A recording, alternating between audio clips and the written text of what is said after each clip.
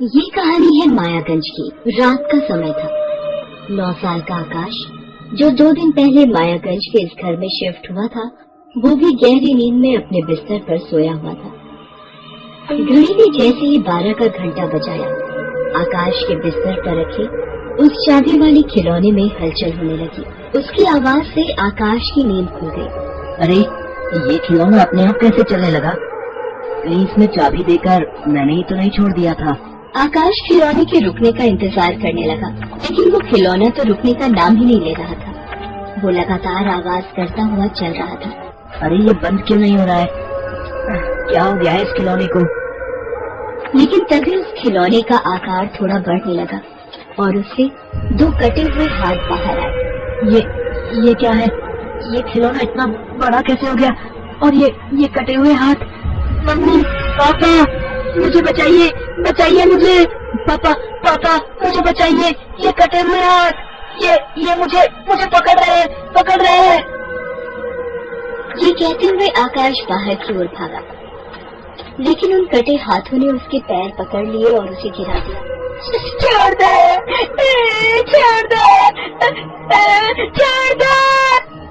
उसकी मम्मी शोभा और पापा देवेश, जो दूसरे कमरे में सोए हुए थे, उन्होंने जब उसकी आवाज सुनी तो भागते हुए उसके कमरे में आए।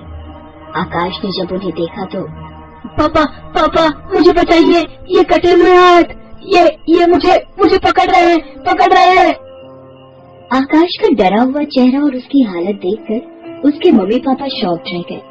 आकाश, ये तुम क्या बोल रहे हो? कौन सा कटा हाथ?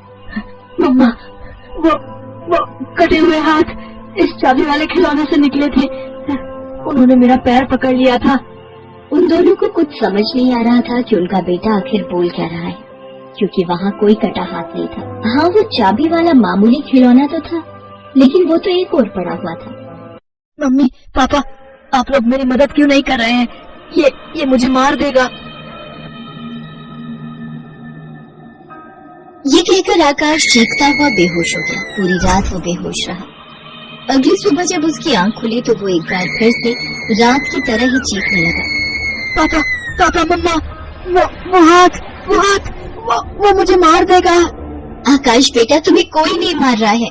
कहीं भी कोई कटा हाथ नहीं है। तुमने जरूर कोई भयानक सपना देखा है और उसी की बात तुम्हें बार बार याद आ रही है। नहीं माँ, वो सपना नहीं था, वो सच था। सच, वो खिलौना वो बहुत बड़ा हो गया था और उससे 2 कटे हाथ निकले थे।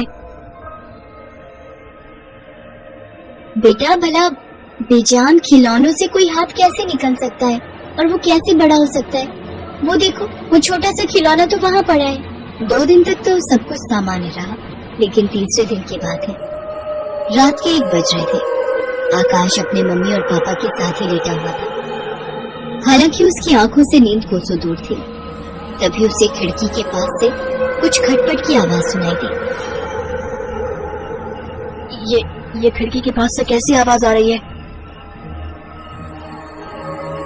आकाश मन ही मन की सोच ही रहा था कि तभी खिड़की खुद ब खुद खुल गई।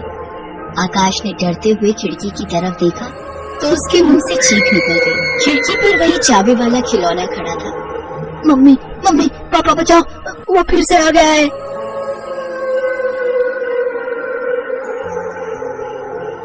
आकाश की चीख सुनकर एक बार फिर से उसके मम्मी पापा जाग गए। आकाश अपनी माँ के गले से लग गया और कांपने लगा। मम्मी, वो फिर आ गया है।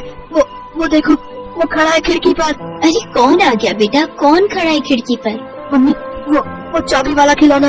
वो देखो, उसके कटे हुए हाथ मेरी तरफ बढ़ रहे हैं। बेटा, खिड़की तो बंद है, वहाँ कोई नहीं है। देखो ना, देखो वहाँ कोई नहीं है। लेकिन आकाश ने अपने पिता के बार बार कहने के बाद भी खिड़की की ओर नहीं देखा। थोड़ी देर बाद वो बेहोश हो गया। अब तो हर दूसरे दिन आकाश ऐसी ही हरकतें करने लगा। उसके माता पिता बहुत परेशान हो गए। मुझे समझ नहीं आ रहा है कि आकाश को किसकी नजर लग गई है। अच्छा भला बेटा था हमारा, जब तक हम यहाँ शिफ्ट नहीं हुए थे। यहाँ शिफ्ट होने के दूसरे दिन से उसके साथ ये सब होना शुरू हो गया है। शोभा, वैसे तो मैं ये सब नहीं मानता, लेकिन कुछ ना कुछ गड़बड़ तो इस घर में जरूर है। तभी मुझे ये घर इतने सस्ते में मिला। नहीं तो भला इस लोकेशन में इतना सस्ता मकान कैसे मिलता? देवेश, मैं कल के कल उस तांत्रिक को यहाँ बुलवाती हूँ जो बहुत पहुँचे हुए हैं। अब वही देखेंगे कि आखिर इन सब बातों की वजह क्या है। तांत्रिक अगले दिन उनके घर आया, लेकिन जैसे ही तांत्रिक आकाश के कमरे में जाने लगे तभी उन्हें एक साया आकाश के कमरे से निकलते हुए दिखा। हालांकि वो साया सिर्फ उन्हें ही दिखा था। तांत्रिक आकाश के पास गए। देख, मैंने तुझे देख लिया है। तू सामने आ और बता, क्यों तू इस बच्चे को परेशान कर रही है? आ सामने, सामने आ। लेकिन कोई भी बुरी शक्ति या आत्मा वहाँ नहीं आई। कौन है वो जो मेरे बेटे को परेशान कर रही है? तांत्रिक ने उसकी बात का कोई जवाब नहीं दिया। वो बस जमीन की ओर देखते रहे और कुछ सूंघने की कोशिश करने लगे। अचानक उन्होंने आकाश के पापा से कहा,